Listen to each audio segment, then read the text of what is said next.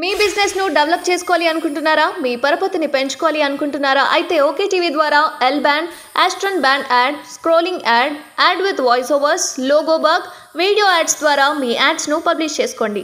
సంప్రదించవలసిన phone number 8520917933. Kalvakuntla Taraka Rama Rao గారు సంస్కారం గురించి మీరు మాట్లాడితే ఈరోజు నవ్వొస్తుంది. ఎందుకంటే గతంలో మీ తండ్రి గారు ముఖ్యమంత్రి ఉన్నప్పుడు వారు మాట్లాడిన మాటలు యావత్ తెలంగాణ సమాజం చూసింది. నిండు చట్టసభలో అసెంబ్లీలో కూడా వారు ఏ రకంగా ప్రతిపక్ష పార్టీ నాయకులపైన ఏదైతే వారిని ప్రశ్నించిన నాయకులపైన ఎంత ఎగతాళిగా మాట్లాడినో చాలా స్పష్టంగా ప్రజలు గమనించారు. ఈ రోజు రేవంత్ రెడ్డి గారికి ఏదైతే మీ ముఖ్యమంత్రి గత ముఖ్యమంత్రి మీ నాన్నగారు సవాల్ విసిరి కాంగ్రెస్ పార్టీ 20 స్థానాలు కూడా గెలవలేదు, కాంగ్రెస్ పార్టీ తెలంగాణలో అధికారంలోకి వస్తే నేను రాజకీయ సన్యాసం తీసుకుంటా అని చెప్పారు. ఆ సవాల్ని స్వీకరించి రేవంత్ అన్న పిసిసి అధ్యక్షుని స్థాయిలో ఏదైతే కాంగ్రెస్ పార్టీని తెలంగాణలో మొన్న జరిగిన అసెంబ్లీ ఎన్నికల్లో 64 స్థానాలు కాంగ్రెస్ పార్టీ, మా మిత్రపక్షం 1 స్థానం 65 స్థానాలను గెలిచి ప్రజలు ఆశీర్వదించి గెలిపిస్తే తెలంగాణలో కాంగ్రెస్ ప్రభుత్వం ఏర్పాటు చేసుకున్నాం.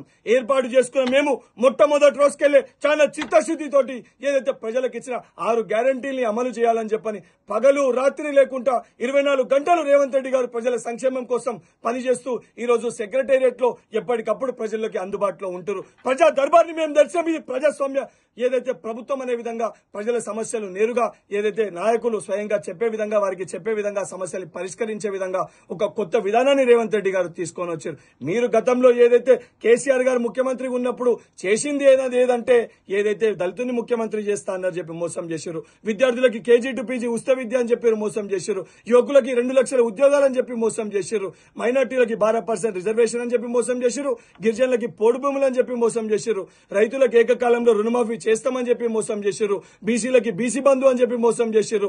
దళితులకి దళిత బంధు అని చెప్పి మోసం చేశారు. మీరు చేసింది ఏంటి అంటే కేవలం కల్వకుంట్ల కుటుంబం కోసం తప్ప తెలంగాణ ప్రజల కోసం వారి సంక్షేమం కోసం మీ ఏ రోజు కూడా ఆలోచించలే. కానీ ఈ రోజు రేవంత్ రెడ్డి గారు చాలా చిత్తశుద్ధితోటి వారి ముఖ్యమంత్రి అయినాక 3వ రోజే ఏదైతే నిరుద్యోగులకి రేపటి తెలంగాణ భావి భారత పౌరులకు ఇచ్చిన మాట మేరకు టీఎస్పీఎస్సీ ప్రక్షాళన చేశారు. వేలాది ఉద్యోగాలను నింపుతున్నారు.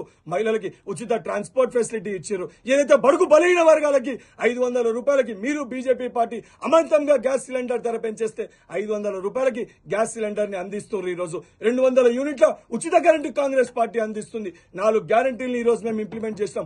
దానితో పాటు 70 రోజులు పూర్తి కాకముందే 4 గ్యారంటీలు ఇంప్లిమెంట్ చేస్తాం. మేము చెప్పిన విధంగా 100 రోజుల లోపల ఉన్న పథకాలన్నీ కూడా మేము ప్రజలకు ఏ రకంగా ఇయ్యను అనే స్పష్టత మాకుంది. తీసుకునే ప్రజలకి స్పష్టత ఉంది. ఇవన్నిటినీ పక్కన పెట్టి ఇష్టం ఉన్నట్టు రేవంత్ అన్న బయటికి రా, మల్కాజ్గిరిలో చూసుకున్నాం చెప్పి మాట్లాడుతున్నావు. రామన్న నీ స్థాయి రేవంత్ అన్నది కాదు.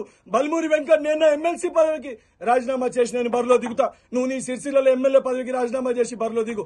కరీంనగర్ మల్కాజ్గిరి ఎక్కడంటే అక్కడ నేను నీ సవాల్కి సిద్ధంగా ఉన్నా. ఎందుకంటే ప్రజల కోసం ప్రజల సంక్షేమం కోసం పాటుపడుతున్న కాంగ్రెస్ ప్రభుత్వం పక్షాన కాంగ్రెస్ పార్టీ పక్షాన నేను ఎన్నికల బరిలో నా ఎమ్మెల్సీ పదవికి రాజీనామా చేసి నేను ఎంపీగా పోటీ చేస్తా. నువ్వు నీ ఎమ్మెల్యే పదవికి రాజీనామా చేసి పోటీ చేయి. ప్రజలు నిర్ణయిస్తారు. దమ్ము ఎవరికి ఉంది, ఎవరి వైపు న్యాయం ఉంది, ఎవరిని గెలిపించాలి చూసుకున్నాం. నిజంగా నీకు దమ్ముంటే నా సవాల్ని స్వీకరించి ఎన్నికల బరిలోకి రా అని చెప్పని నేను కల్వకుంట్ల తారక రామారావు గారికి సవాల్ విసురుతున్నాను.